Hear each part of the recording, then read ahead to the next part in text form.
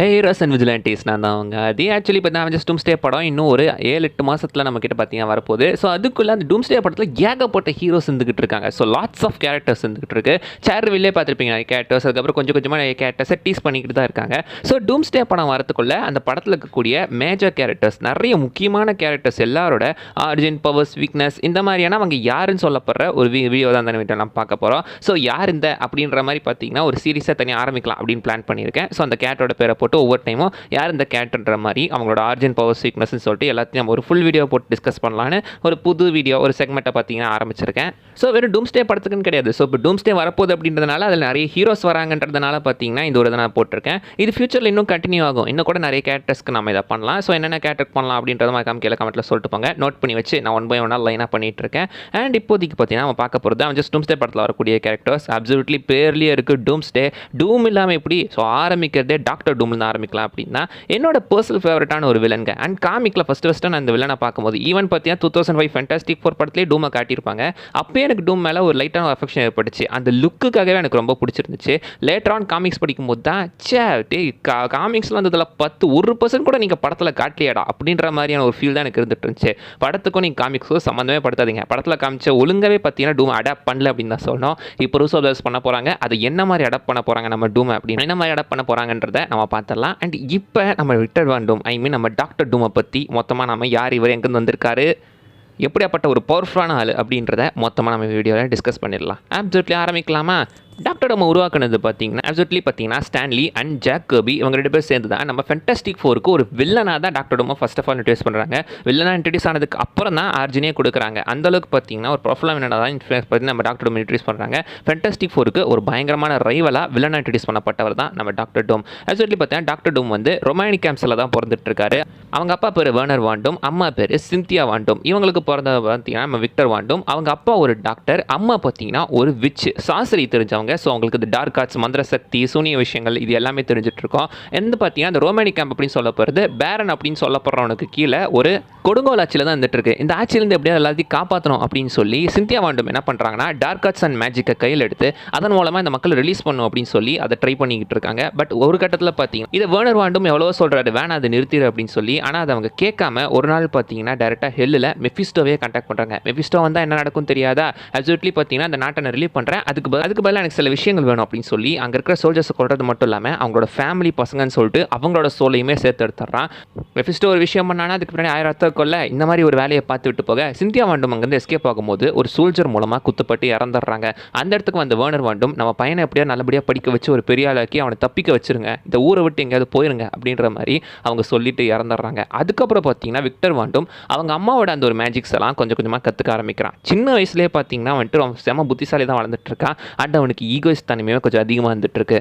அதை தாண்டி சிந்தியா வான் டூமோட அந்த ஒரு மேஜிக் புக்ஸ் எல்லாத்தையுமே பார்த்தீங்கன்னா வேர்னர் வான் டூம் எரிக்க பார்க்க அது எதுவுமே எரிய மாட்டேங்குது. அதெல்லாம் எடுத்து தான் விக்டர் வான் டூம் தனக்கான அந்த ஒரு மேஜிக் வித்தைகள் எல்லாத்தையுமே கொஞ்சம் கொஞ்சமாக கற்றுக்க ஆரம்பிக்கிறாரு. சின்ன வயசுல இந்த மேஜிக் கற்றுக்கிறது மட்டும் இல்லாமல் சயின்ஸையுமே கற்றுக்கிறாரு. ரெண்டுமே 2 எக்ஸ்ட்ரீமெண்ட்ஸு. பட் இந்த 2 விஷயத்தையுமே விக்டர் வான் டூம் பார்த்தீங்கன்னா மாஸ்டரி பண்ணிக்கிட்டு இருக்காப்புல சின்ன வயசுலேயே அவர் ஏகப்பட்ட கேஜெட்ஸில் உருவாக்காப்புல. ஒரு டைம் ஒரு சோல்ஜர் கிட்ட தப்பிக்கிறதுக்காக ஃபேக்கான உருவங்களை எஸ்கேப் பண்ணுறது, பாம்ஸ் ரெடி பண்ணுறது, இதெல்லாம் ரெடி பண்ணி அந்த மக்களை கொஞ்சம் கொஞ்சமாக அங்கேருந்து காப்பாற்றுற வேலையை தான் விக்டர் வான் டூம் பண்ணிட்டு இருக்காப்புல. ஒரு கட்டத்தில் இந்த ஊரை விட்டு தப்பிச்சிடலாம் அப்படின்னு சொல்லி வேர்னர் வான் டூம் விக்டர் வான் டூமை கூட்டிகிட்டு போக ஆண்டி வேலை பார்த்தீங்கன்னா பனியில் மாட்டி வேர்னர் வான் டூம் இறந்துடுறாரு விக்டர் வான் டூமை காப்பாற்ற முயற்சியில். வர வழியில் அங்கே இருக்கிற ஒரு சோல்ஜரையுமே பார்த்தீங்கன்னா 16 வயசில் விக்டர் கொண்டுறாப்புல. அண்ட் சின்ன வயசில் சம புத்திசாலியாக இருந்ததுனால யாரா அவன் சம புத்திசாலியாக இருக்கான், அவன் நம்ம யூஸ் பண்ணிக்கிறோம் அப்படின்னு சொல்லி அமெரிக்கன் கவர்மெண்ட் லாட்வியாவிலேருந்து அவனை இங்கே கூட்டிகிட்டு வந்து அவனோட மூளையை இவங்களுக்கு ஏற்ற மாதிரி யூஸ் பண்ணிக்க ட்ரை பண்ணிட்டு இருக்காங்க. அதே யூனிவர்சிட்டியில் தான் நம்ம ரீட் ரிச்சர்ட்ஸுமே படிச்சுட்டு இருக்காரு. 2 பேத்துக்குமே ஈக்குவல் இன்டெலிஜென்ஸ் இருந்துட்டு இருக்கு. ஆனால் அப்பப்போ பார்த்தீங்கன்னா ஒரு ஈகோ ப்ராப்ளமே 2 பேத்துக்குள்ள வந்துட்டு இருக்கும். அப்சல்யூட்லி டாக்டர் டூம் பார்த்தீங்கன்னா கொஞ்சம் ஈகோயிஸ்ட்ன்றதுனால அவனை பெருசாக பார்த்தீங்கன்னா ஒத்துக்க மாட்டார் பெரிய புத்திசாலி அப்படின்னு. ஆனால் 2 பேருமே ஓரளவுக்கு நல்ல ஃப்ரெண்ட்ஸாக தான் இருந்துட்டு இருக்காங்க. அந்த சமயத்தில் அந்த ரிசர்ச் ஹெல்ப் பண்ண மட்டும் இல்லாமல் விக்டர் வான் டூம் சீக்கிரட்டாக ஒரு மிஷினை கிரியேட் பண்ணிட்டு இருக்காரு. ஏன்னா ஹெல்லுக்குள்ள நரகத்துக்குள்ள சிந்தியா வான் டூம் அவங்க அம்மாவோட ஆன்மாவை மெஃபிஸ்டோ பிடிச்சி வச்சு டார்ச்சர் பண்ணிக்கிட்டு இருக்கான். இது தெரிஞ்ச நம்ம டாக்டர் டூமுக்கு அது டெய்லி கெட்ட கனவாக வந்துட்டு இருக்க. அவங்க அம்மாவை காப்பாற்றணும் அப்படின்றதுக்காக ரேலம்ஸை ட்ராவல் பண்ணக்கூடிய ஒரு டிஃப்ரெண்ட்டான ஒரு சேரை அவர் கிரியேட் பண்ணுறாரு. அந்த சேரை ரீட் ரிச்சர்ட்ஸ் பார்க்க இதில் ஒரு சின்ன மிஸ்டேக் இருக்குது அப்படின்னு சொல்லும்போது என் மிஷினில் மிஸ்டேக் கண்டுபிடிக்கிறியா போடா வெளியே அப்படின்னு சொல்லி அவனை துரத்தி விட்டுறாரு.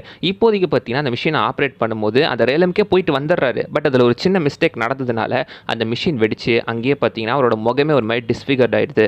அவர் முகம் இந்த மாதிரி ஆனதுனால ஸ்கூலுக்குள்ள இவன் இல்லீகலாக நிறைய மிஷின்ஸ் ரன் பண்ணிட்டு இருந்திருக்கான். அண்ட் இவனோட முகமே மாறி போச்சு, இதுக்கப்புறம்லாம் இவன் தேவையில்லை அப்படின்னு சொல்லி அவனை பற்றியா வெளியே வந்துடுறாங்க. எல்லாம் முடிஞ்சு திரும்ப விக்டர் வான் டூம் ஜீரோக்கே வந்துடுறாப்புல. அதுக்கப்புறம் அவர் பல இடத்துக்கு போய் பார்த்தீங்கன்னா தலைமுறையாக சுற்றிட்டு இருக்க அந்த சமயத்தில் ஆக்டோ அப்படின்னு சொல்ல போகிற ஒருத்தன் பார்த்தீங்கன்னா வான் டூம் விக்டர் வந்துட்டு அடையாளம் கண்டுபிடிச்சிடுறான். அவரோட சின்ன வயசில் வான வெலேரியாவையுமே சந்திச்சிடுறாரு. 2 பேரும் ஒரு லைஃப் ஆரம்பிக்கலாம் அப்படின்னு இருக்கும்போது அந்த சமயத்தில் பார்த்தீங்கன்னா ஆக்டோ குறுக்க வந்து வெலேரியாவை காப்பாற்றி விட்றாப்புல ஒரு சின்ன ப்ராப்ளம்ஸ்லேருந்து. அந்த ப்ராப்ளமில் பார்த்தீங்கன்னா அவர் ஆக்சுவலி இறந்துடுறாரு. அண்ட் மேஜிக் யூஸ் பண்ணி தான் அவர் காப்பாற்றிருப்பாரு. நீ யார் அதெல்லாம் பண்ணுற அப்படின்னு கேட்கும்போது நான் திபெத்தியன் மார்க்ஸோட இடத்துலேருந்து வந்துட்டு இருக்கேன், அவங்க தனக்குன்னு ஒரு தலைவர் வருவார், அவர் முகம் ஃபுல்லாக பேண்டேஜ் சுற்றி இருப்பாங்க அப்படின்னு சொல்லியிருக்காங்க, நீ தான் அப்படி இருக்க, நீ எப்படியாவது அவங்கள போய் பாரு அப்படின்ற மாதிரி சொல்லிட்டு அவர் இறந்துடுறாரு. ஸோ வெலேரியாவை அங்கேயே விட்டுட்டு தன்னோட லைஃப்பை விட்டுட்டு டேரெக்டாக பார்த்தீங்கன்னா அவர் திபெத்தியன் மார்க்ஸ் இருக்கிற அந்த ஒரு இடத்துக்கு போயிடுறாரு. அங்கே போய் அந்த திபெத்தியன் மார்க்ஸ் கிட்ட தன்னால் முடிஞ்ச எல்லா விஷயத்தையுமே சொல்லி கொடுக்குறாரு. அவங்ககிட்ட இருந்துமே பல விஷயத்தை கற்றுக்கிறாப்புல. அண்ட் அவங்களுக்குமே எல்லாம் சொல்லி கொடுத்து அவங்களோட லீடராகவே ஒரு கட்டத்தில் மாறிடுறாரு. திபெத்தியன் மார்க்ஸ் கிட்ட ட்ரைனிங் எடுத்திருக்காரு. திபெத்தியன் மார்க்ஸா அங்கே தான் இப்போ நம்ம பேட்மேன் ட்ரைனிங் எடுத்தாரு. அண்ட் லேட்டராக பார்த்தீங்கன்னா ரீட் ரிச்சர்ட்ஸ் அவனோட பெரிய சயின்டிஸ்ட்டாக மாட்டாங்க அப்படின்ற மாதிரி நியூஸ் வந்துகிட்டு இருக்க. டாக்டர் டூமால் இதை பார்த்துட்டு பொறுக்க முடியல. ஸோ கொஞ்சம் கொஞ்சமாக பார்த்தீங்கன்னா தனக்குன்னு ஒரு புது ஆர்மரை பில்ட் பண்ணுறாரு. தன்னோட லவ் லைஃப்னு எல்லாத்தையும் பார்த்தீங்கன்னா விட்டு வாழ்க்கையில் ஏற்பட்ட அந்த வடுக்கல் காயங்கள் எல்லாத்தையும் வச்சு கொஞ்சம் கொஞ்சமாக பார்த்தீங்கன்னா ஒரு பெரிய ஆளாக வளர்ந்து தனக்குன்னு ஒரு டைட்டனியம் ஆர்மரை பில்ட் பண்ணுறாரு. அந்த சூட்டை அவரே போட்டுட்டு இருப்பாப்புல. அண்ட் அவருக்குன்னு ஒரு ஐகானிக் மாஸ்க் ரெடி பண்ணி போட்டிருக்காரு. இந்த சமயத்தில் அவர் அந்த மாஸ்க்கை நார்மலாக தான் வியர் பண்ணிய மாதிரி காட்டுவாங்க. பழைய காமிக்ஸில் பார்த்தீங்கன்னா அவர் அந்த மாஸ்க்கை சூடு பண்ணியிருப்பாங்களே நெருப்பு காட்டி அதை அப்படியே போட்டுப்பாரு. அப்போ தான் அந்த வலி வேதனையாக எனக்கு ஞாபகப்படுத்திக்கிட்டே இருக்கும் அப்படின்ற மாதிரி அந்த சூடோடையே போட்டு அவர் முகத்தோடு அதை ஒட்டிட்டு இருக்கோம்.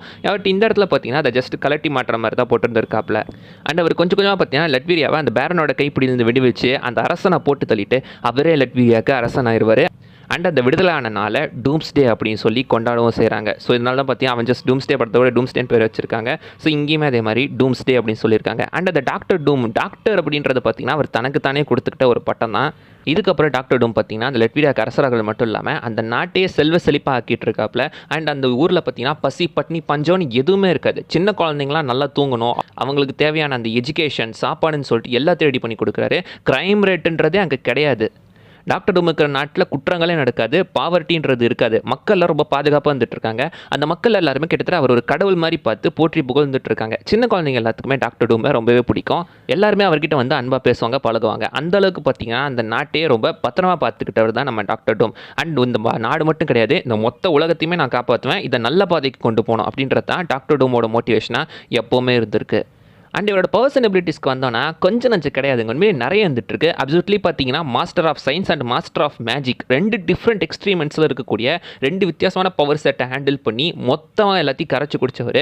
அயன்மேனி டாக்டர் ஸ்ட்ரேஞ்சி கலந்தால் என்ன ஒரு கலவை கிடைக்குமோ அவர் தான் நம்ம டாக்டர் டூம். ஸ்ட்ரேஞ்சி பல இடத்துல சொல்லியிருக்காரு இவனுக்கு நிறைய இடமே டார்க் ஆர்ட்ஸ் மேஜிக்லாம் தெரிஞ்சு. இன்ஃபேக்ட் பார்த்தீங்கன்னா காமிக்ஸ்லேயே வந்துட்டு டாக்டர் ஸ்ட்ரேஞ்சுக்கு அடுத்து பயங்கர பவர்ஃபுல்லான ஒரு சாஸ்திரம்னா அது கண்டிப்பாக டாக்டர் டூம் தான். சாஸ்திர சுப்ரீம் ஆகிற அளவுக்கு அவருக்கு திறமை இருக்குது அப்படின்ற மாதிரியே சொல்லியிருப்பாங்க. அண்ட் அயன்மேன் அளவுக்கு டெக்னாலஜிக்கல் நாலேஜுமே இருக்குல்ல. ஆக்சுவலி இன்ஃபேமஸ் அயன்மேன் காமிக் டைம்ஸில் பார்த்தீங்கன்னா அயன்மேன் வந்துட்டு கோமால இருந்துட்டு இருப்பாரு. அந்த சமயத்தில் அயன்மேனோட அந்த ஒரு மேண்டில் எடுத்து அயன்மேனாவே மாறி இருந்திருப்பாப்பிள்ளைங்க. அண்ட் அயன்மேனே அட்மிட் பண்ணியிருப்பாரு, இவன் என்னோட பல விஷயங்களில் பெஸ்ட்டாக இருந்துட்டு இருக்கான், நிறைய முன்னெச்சரிக்கையான ஏற்பாடு பண்ணியிருக்கான் அப்படின்ற மாதிரி டாக்டர் டூமை அயன்மேன் பாராட்டு இருந்தப்ப போல நிறையவே அக்னாலேஜ் பண்ணியிருந்திருப்பாரு. ஸோ இந்த மாதிரி பார்த்தீங்கன்னா டாக்டர் ஸ்ட்ரேஞ்சும் அயன்மேனும் அக்னாலேஜ் பண்ண ஒரு பயங்கர ஸ்ட்ராங்கான ஒரு கேரக்டர் தான் நம்ம டாக்டர் டூம். காமிக்ஸில் பல சமயத்தில் பல பவர்ஃபுல்லாக அட்டைன் பண்ணியிருக்காரு. அதில் ஹையஸ்ட் பவர்னா அப்சல்யூட்லி காட் டூம். சீக்ரெட் வார் சமயத்தில் மாலிக்கல் மேனோட ஹெல்ப் மூலமாக ஏகப்பட்ட பியாண்டர்ஸோட பவர் அப்சர்வ் பண்ணி காட் டூமாவே மாறி இருந்திருப்பாப்பிள்ளைங்க.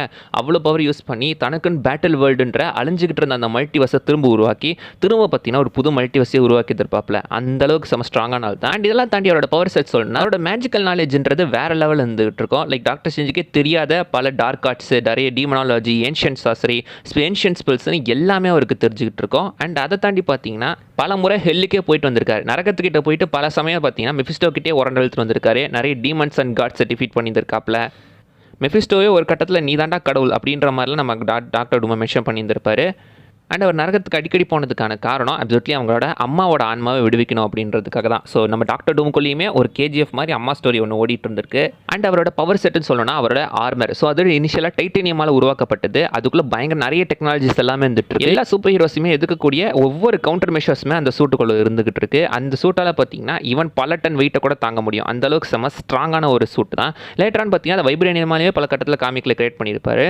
டூம் வார் ஸ்டோரி லைனில் பார்த்தீங்கன்னா ஆக்சுவலி அவர் பிளாக் பேந்தரை பார்த்தீங்கன்னா ட்ரிக் பண்ணி அந்த வைப்ரேனியம் மக்காண்டாக்குள்ள புகுந்து வைப்ரேனியம் எடுத்துருப்பாரு.